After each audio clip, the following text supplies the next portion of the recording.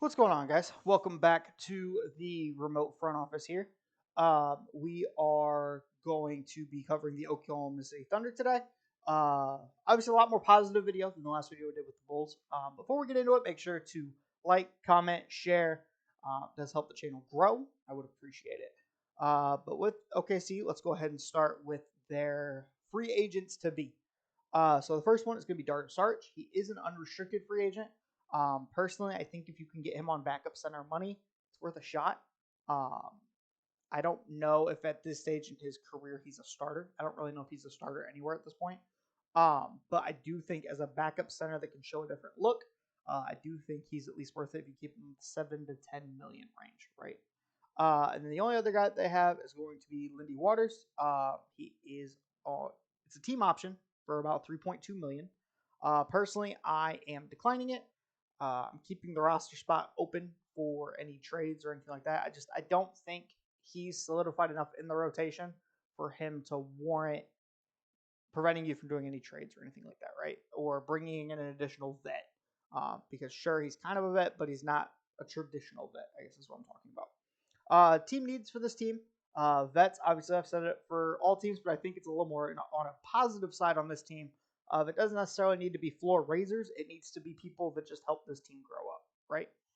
Guys that can mentor Chet, guys that can mentor Shea, guys that can mentor Josh Giddey, just different guys like that. You know what I mean? Chet healthy is the second thing I have down because without Chet healthy, you don't know what this team is, right?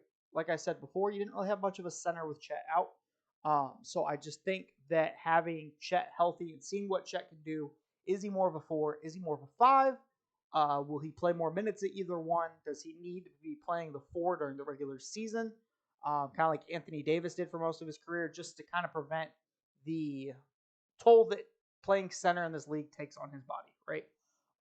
So that is something they do need. They need to condense assets. I think right now you're probably at your perfect time to start doing that, right? Josh Giddey's about 2 years away from an extension. Lou Dort just got his extension. Shea has an extension.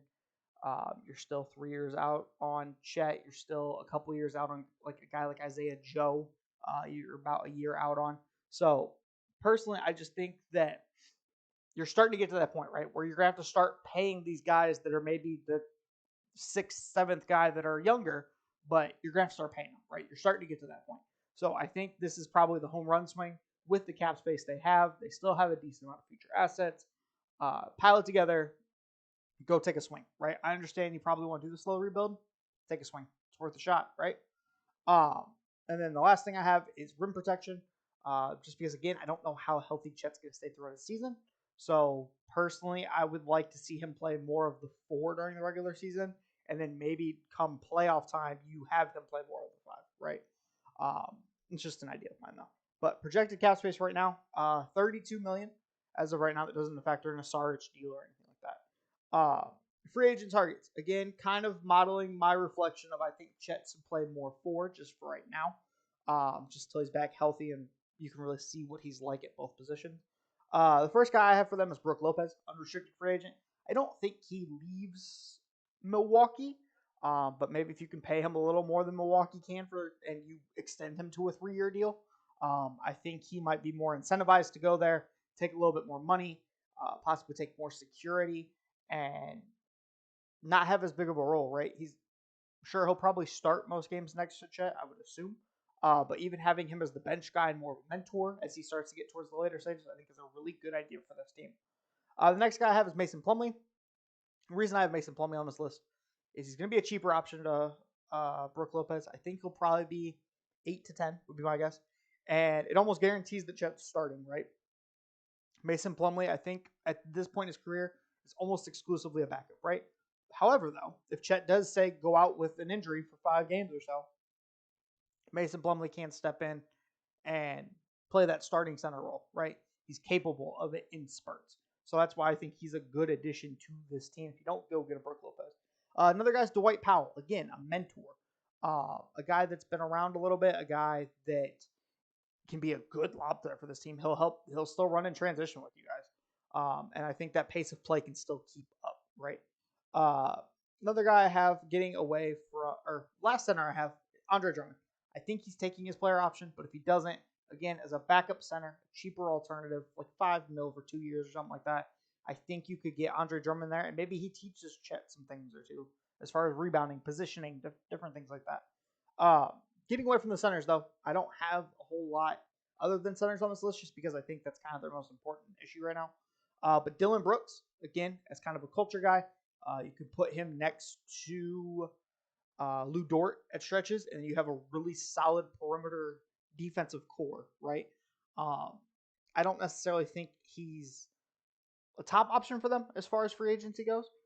Maybe not even a secondary option, but I think if he falls through the cracks on some of these teams, and maybe he wants to go to a team that's still in the hunt, I think OKC would be a really good fit for him. And the last guy I have is exclusively just an end of the bench guy, Jay Crowder. Again, he's been around a lot of teams. He's been in Heat culture. He's been with Phoenix. He's been in Milwaukee. He's been around all these guys, right? And I just think even if he's not playing a whole lot, just the experience that he could provide and the knowledge he can give these guys, I think would be really beneficial. And then they do have pick 12. I would like to see. I'm gonna have to go through boards and kind of see what I'm thinking right now. It's up in the air. Personally, if I'm them, again, I'm packaging it as part of the swing big pick. But I mean, if you're gonna take somebody, good luck getting minutes on this team because there's a lot of guys that need minutes and a lot of guys that need development.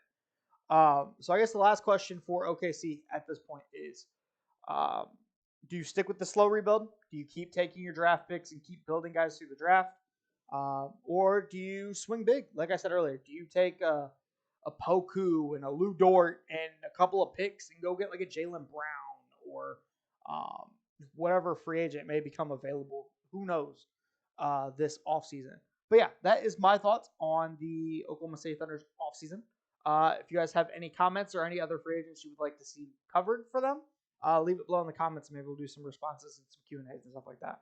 But I appreciate everybody coming through. I will catch you guys in the next one. Peace.